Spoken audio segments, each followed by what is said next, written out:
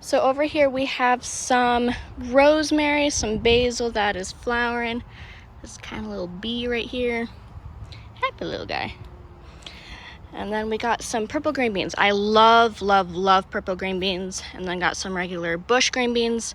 This is actually my second round this year. The first round in kind of June or so got a bug, and it lived until about mid-July. But then I pulled it up because it wasn't doing too well. All the leaves were yellow. It was bad. But then I started some more. And yeah, soon here we'll get some green beans coming in, because these guys, they produce really well. I got them at rareseeds.com. And yeah, I love these guys so much. They actually taste better, in my opinion. And they're so much easier to pick because you can see them. And then over here, these guys here, this is my first year growing green beans, by the way. And these guys are going nuts. All I do is like fertilize them, give them some copper spray, some neem oil if it gets pretty bad. But no, these guys are doing great. I harvested them not too long ago, so I don't have any jumbos on here unless I missed a few. But yeah, these guys do really well. They do take a bit longer to cook, but they taste super good. Over here with the tomatoes, they're doing really, really, really well. This guy here is about 6.5 feet. Super tall, super great. I picked up the start from a farmer's market, these three. And just fertilize and plant them, copper spray if needed. They grow super tall. I made sure to prune all the leaves by the stems because of that natural irrigation, just to help from any disease control or anything. These two I started from seed indoors. They seem to be doing well. Not quite turning red yet, but they seem to be doing good. And then I have some on this side as well. Kind of got some golden cherries and regular cherries over there. Harvested them this morning, so there's not much to show, but yeah. The mini sunflowers are kind of at the end of their prime. I don't think I got much of a video of them because this was a whole row of them. And once they fell down, we kind of just cut them so we could dry them inside. Kind of got a broom holding this one up. Got kind of a stake tied with this one holding it up. This guy's still doing all right. Got these pretty guys. This guy over here. Ooh. Happy little guys. I really like this variety because they're small, they don't grow too tall. They're about 5 feet or so. They're super pretty. We planted a nectarine tree this year, a new addition to the yard. And we had the bird feeder here, and it happened to drop some sunflower seeds. And so now we got these pretty things. They're so cute. But yeah, we would have picked the fruit off the first year, but my grandpa wanted us to leave it on.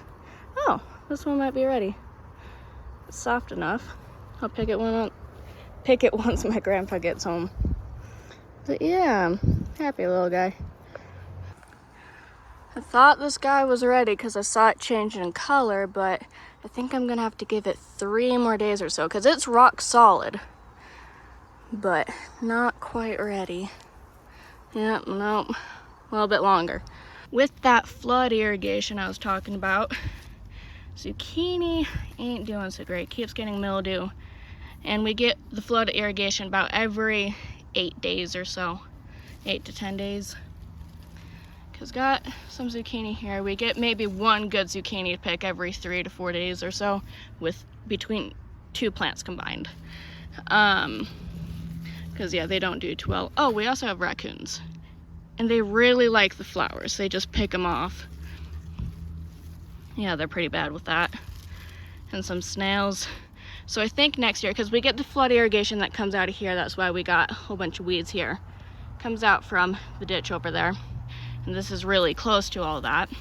So I think next year I'll plant them further away, kind of where the tomatoes are, and maybe they'll do a little bit better. Because yeah, we tried everything, but it's just too tough with all that natural irrigation.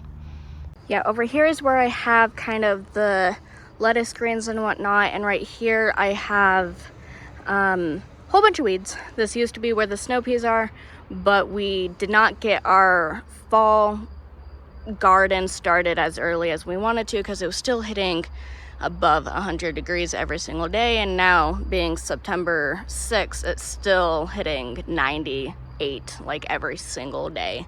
It's been crazy. And so in Utah, it gets cold really fast once it does start getting cold, and I don't think we'll be able to get much produce if we start now because it's going to be way too hot and then way too cold.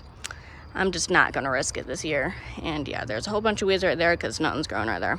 But yeah, so because of the heat, the lettuce has still been going crazy. I've already cut them to their base twice this year, and they're still going nuts.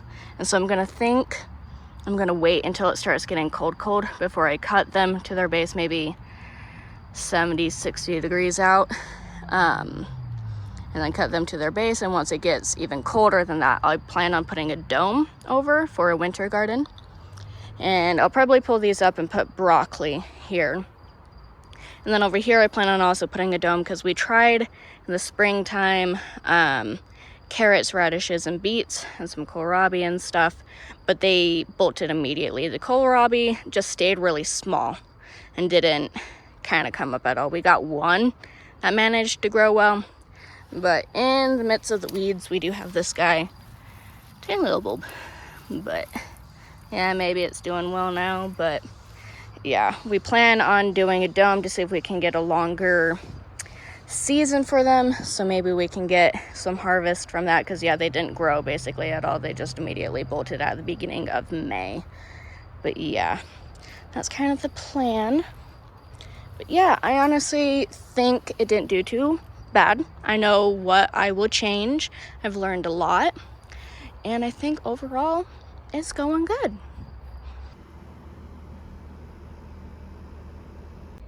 I went out here to pick the beautiful nectarine that was here, and it's not there. I look down and there's a paw print and a seed.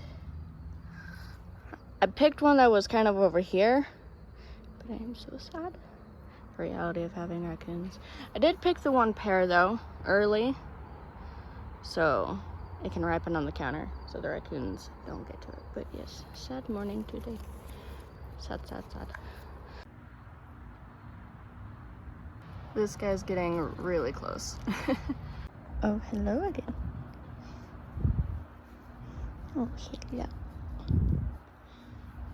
Over here by the tomatoes. Not a whole lot of red or orange ones today. This one's a funky little guy. We had a really big harvest the other day, so now we just got all the tiny little guys now. These are definitely my favorite thing to grow because they're dark colored, they're easier to pick, but I also think they taste better in my opinion.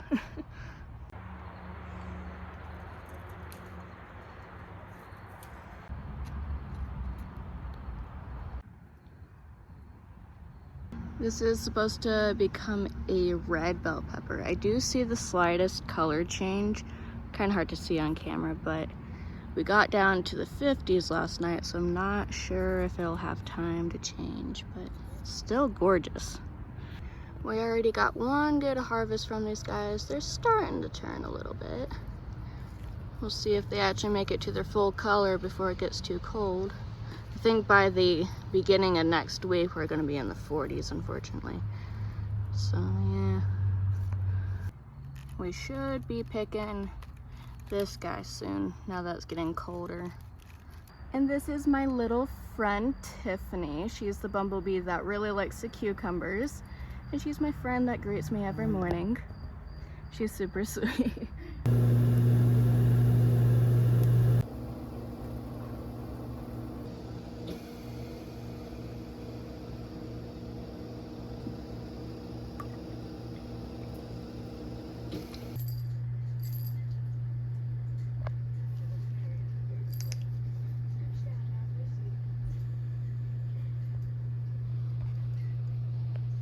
Get a boop. Boop. Hey, Sandra. Can I get a poop? Maybe. Sketchy.